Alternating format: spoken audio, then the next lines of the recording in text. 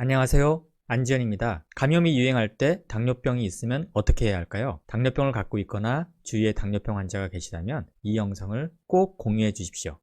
최근 우리나라 당뇨병 학회에서 당뇨병 환자분들을 위해서 이러한 제언을 발표했습니다. 당뇨병 환자는 기본적으로 면역이 떨어져 있는 상태로 간주합니다. 그래서 심각한 질환으로 발전하기 쉬운데요. 중국에서 발표된 내용을 보면 4만 4천여 명의 환자를 분석했을 때 사망률은 약 2.3%였는데 이 가운데 당뇨병 환자의 사망률은 무려 7.3%에 달했습니다. 특히 70대 이상 노인에서 사망률이 높았기 때문에 당뇨병을 갖고 있고 노인인 경우에는 특히 감염에 주의해야 합니다. 요즘 뉴스에서 감염으로 인한 사망자의 대부분이 기저질환을 갖고 있다, 이런 기사 보셨죠? 많은 분들이 알고 계신 지병이 있다, 이런 표현이 더 적절할 것 같은데요.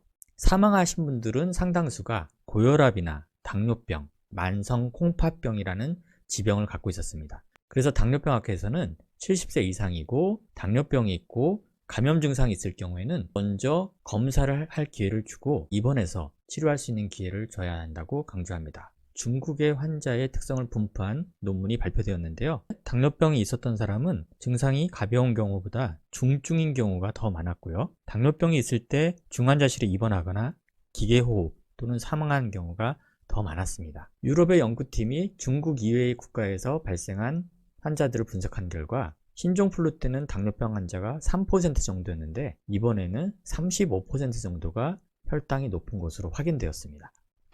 따라서 당뇨병 환자는 당뇨병이 없는 사람들보다 감염되었을 때 더 중증으로 더 심각하게 발전할 가능성이 크고요. 특히 70세 이상인 경우에는 더 위험하기 때문에 특별히 관심을 갖고 관리해야 하겠습니다. 평소에 혈당도 자주 재고 생활습관도 엄격하게 하고 약물 치료도 열심히 해서 혈당 관리를 어느 때보다 더 열심히 해야 되겠습니다. 마찬가지로 일반적인 건강수칙, 개인위생을 잘 지켜야 하겠습니다.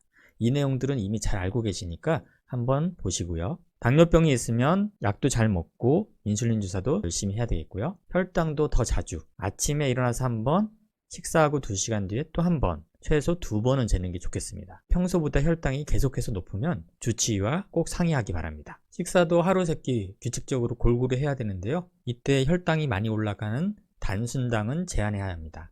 단순당은 뒤에 설명드릴게요. 신선한 채소 충분히 드시고 고기도 적당히 드시는 것이 좋겠고요. 평소보다 수분을 충분히 섭취해 주시는 것이 좋겠습니다. 심장 기능이 많이 떨어지거나 콩팥 기능이 떨어져서 몸이 많이 붓는 상태일 경우에는 주치의와 꼭 상의를 하시고요. 다만 충분히 수분을 섭취해야 되는 이유를 감염 방지를 위해서라고 되어 있는데 이 부분에 대해서는 제가 다른 의견을 제시하겠습니다.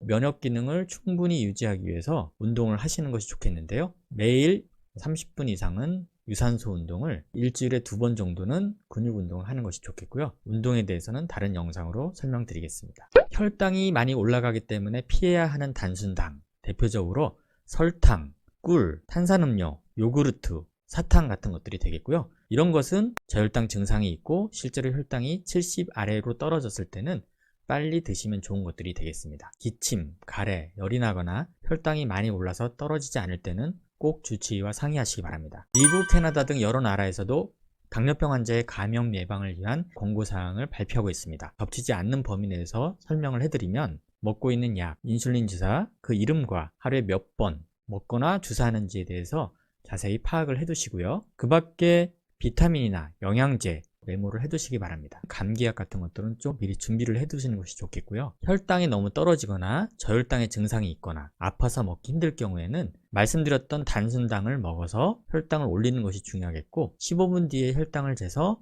최소한 70 이상 올라가는지 확인하시는 게 좋겠습니다. 그리고 약이나 인슐린 주사를 타시러 간다면 이 시기가 지나갈 때까지는 혹시 모르니까 좀 넉넉하게 처방을 받으시는 것도 지혜가 되겠습니다. 알코올 섬유라든지 혈당을 잴 때 쓰는 체열침 같은 경우도 미리 넉넉하게 준비를 해두시는 게 좋겠죠. 미국과 캐나다에서도 수분 섭취를 강조하는데요. 탈수가 되지 않도록 하기 위해서라고 강조를 하고 있네요.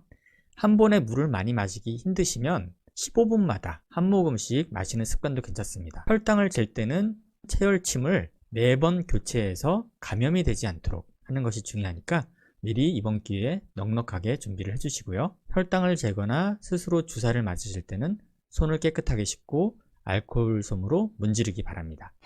우리나라, 미국, 캐나다 당뇨병 학회에서 모두 다 수분 섭취를 충분히 하라고 강조를 하는데요. 2011년 나온 연구를 보면 급성 호흡기 감염을 치료하는데 수분 섭취를 증가시키는 것이 도움이 되는지에 대해서 수분 섭취를 늘린 팀하고 수분 섭취를 늘리지 않은 팀하고 쭉 비교해서 차이가 있는지를 본 근거가 충분한 연구가 없더라라는 것이었습니다. 또한 2019년에 나온 논문에는 감기와 같은 급성 상기도 감염에 우리 몸의 수분 상태가 어떠한 영향을 미치는지를 관찰해서 봤더니 별로 차이가 없었다라고 되어 있습니다. 따라서 감염을 직접적으로 예방하거나 치료한다기보다는 탈수가 되면 당뇨병 환자가 혈당이 많이 오르고 이로 인해서 응급실에 실려올 정도로 위험한 상태가 될 수 있기 때문에 수분을 충분히 섭취해 두는 것이 좋겠다라고 이해를 해 두시면 좋겠습니다. 정리하면 70세 이상 당뇨병이 있고 감염 의심 증상이 있을 때는 다른 분보다 더 위중하게 진행될 수 있기 때문에 검사할 우선순위를 먼저 주시고 필요하면 먼저 입원할 수 있게끔 배려해야겠습니다. 또한 당뇨병 환자도 개인위생, 즉 기침 예절, 손을 깨끗이 씻는 것은 여전히 중요하겠고요. 혈당 관리도 어느 때보다 더 열심히 하셔야 되겠습니다. 또한 당뇨병 환자는 탈수가 되면 혈당이 많이 오르고 위험한 상태가 될 수 있으니까 평상시에 조금씩 물을 자주 드셔서 탈수가 되지 않도록 하는 것이 도움이 되겠습니다. 영상을 끝까지 봐주셔서 고맙습니다. 주위에 당뇨병을 갖고 계신 분이 계시면 꼭 이 영상을 공유해 주시기 바랍니다.